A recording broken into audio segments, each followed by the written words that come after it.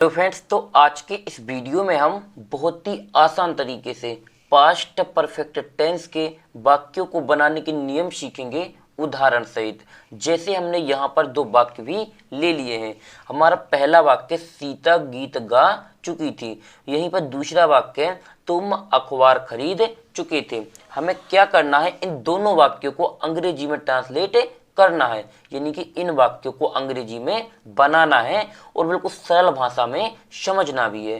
तो इन वाक्यों को अंग्रेजी में बनाने के लिए या सीखने के लिए हमें सबसे पहले इसमें जो एक पॉइंट समझना होगा वो होगा पास्ट परफेक्ट टेंस की पहचान।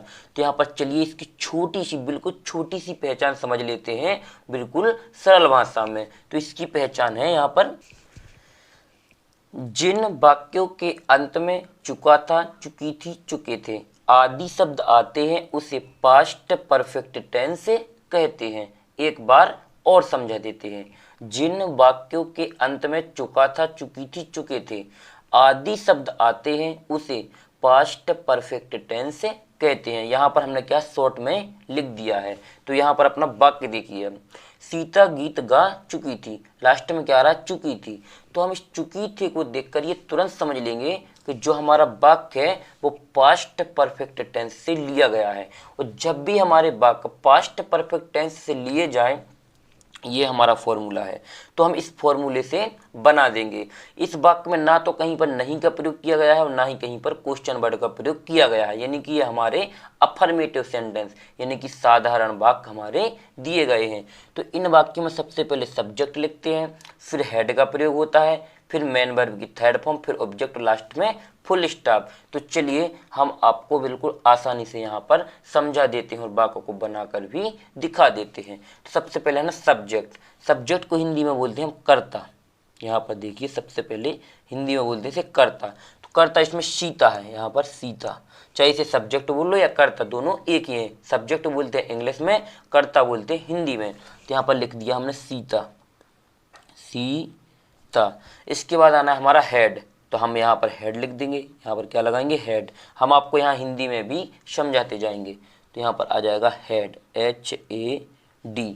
फिर इसके बाद आनी है मेन वर्ब। तो मेन वर्ब को हिंदी में बोलते हैं मुख्य क्रिया। क्या बोलते हैं, मुख्य क्रिया। यहाँ पर क्या बोलते हैं, मुख्य क्रिया।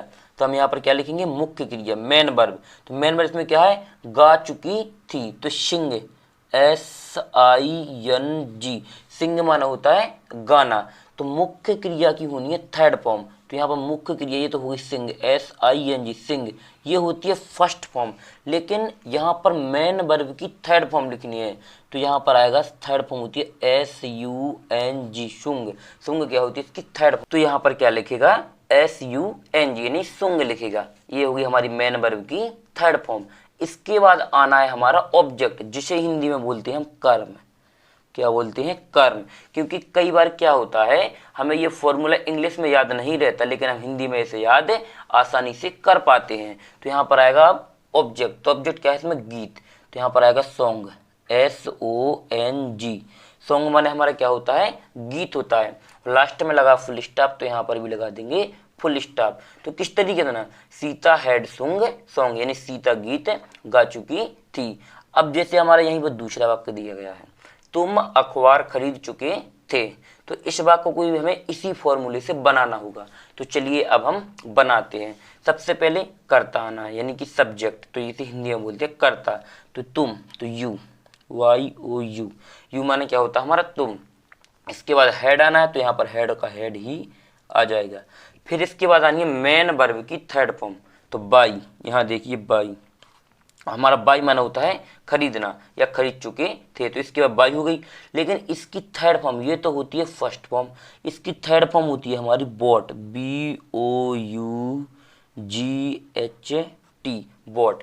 यदि आपको मेन वर्ब की फर्स्ट सेकंड थर्ड फॉर्म नहीं आती है तो आप इस चैनल पर जाकर फर्स्ट सेकंड थर्ड फॉर्म का वीडियो भी देख सकते हैं, या हम उसका लिंक आपको डिस्क्रिप्शन में दे देंगे, आप वहां से जाकर भी देख सकते हो। तो यहाँ पर क्या आएगा, यानी हेड के बाद बॉट, BOUGHT, बॉट। बॉट माना होता है खरीदना, यानी बाई की है ये सेकंड यानी थर्ड फॉर्म लिखिए। सेकंड फॉर्म भी क्या होती है इसकी, बॉट ही होती है, GHT।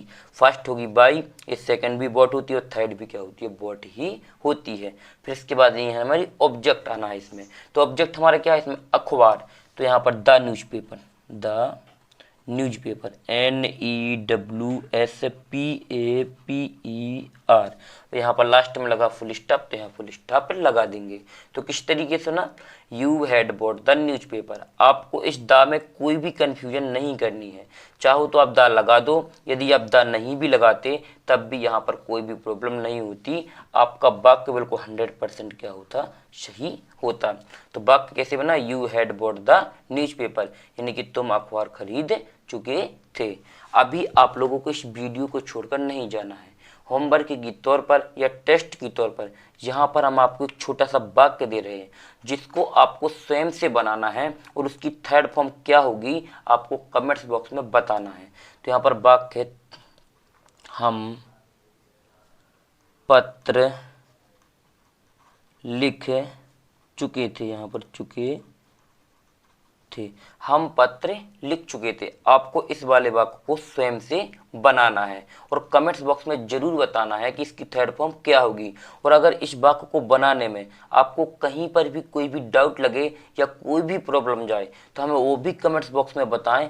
अगला वीडियो में हम आपका वह डाउट भी क्लियर कर देंगे और आपका अच्छे से समझा भी देंगे।